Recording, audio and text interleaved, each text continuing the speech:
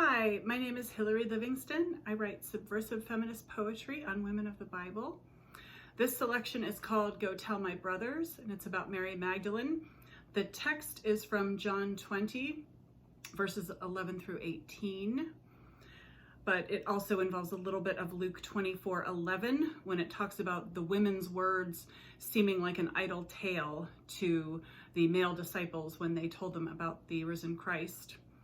Mary Magdalene was referred to by the early church as apostle to the apostles for being the first to present the risen Christ, but of course the male disciples didn't believe her at first, and this poem is about her telling the disciples about the risen Christ.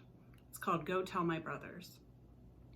He said, "Go tell my brothers," her breathless voice still quavering, words tumbling forth from her lips like water gushing from a spout, too fast and forceful to take in. Heavy stone rolled away, empty tomb, bundled grave clothes, linen wrappings strewn about, angelic beings, dazzling in white. Her words tumbled faster as if dumped from a bucket onto dry earth, in rivers flowing every which way, until abruptly hitting a wall and stopping.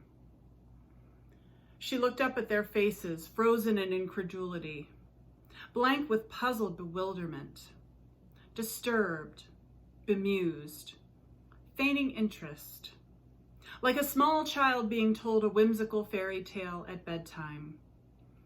Regrouping, drawing a breath, she repeated, "He said, go tell my brothers," as if saying it out loud again would convince them.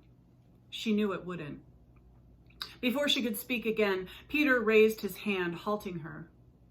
"Mary, you are hysterical, delusional. Such words, such a scene." Pulse quickening, heart racing, eyes frantically searching, desperately seeking some recognition, some understanding, yet finding none. James could not bring himself to look up at her, and John simply turned away, shaking his head. With greater clarity and determination, mustering her last ounce of determination, she spoke. "He said, go tell my brothers." "Go home, Mary," Peter interrupted. "Go home. You're not well. You haven't slept. None of us have. You and he were close. Especially close. This has been hard on you, on all of us." She bit her lip, face flushed and red.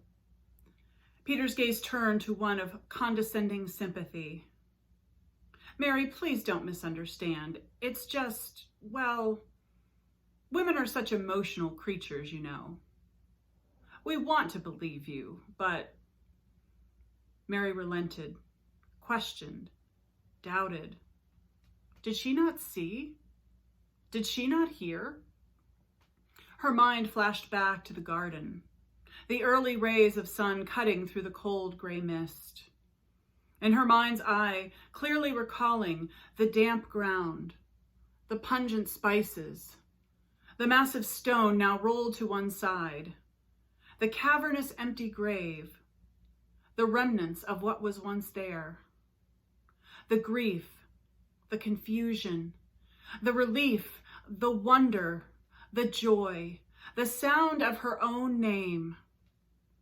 "Mary," he said, her eyes ablaze with wonder, her hands trembling, clinging to him for dear life, lest he slip away from her into the mist. "Do not hold on to me, Mary." Hands still clinging, her gaze met his, wordless, with loving affirmation, as if to say, "It's okay, Mary. You can do this." Releasing her grip on him, he said, "Go tell my brothers."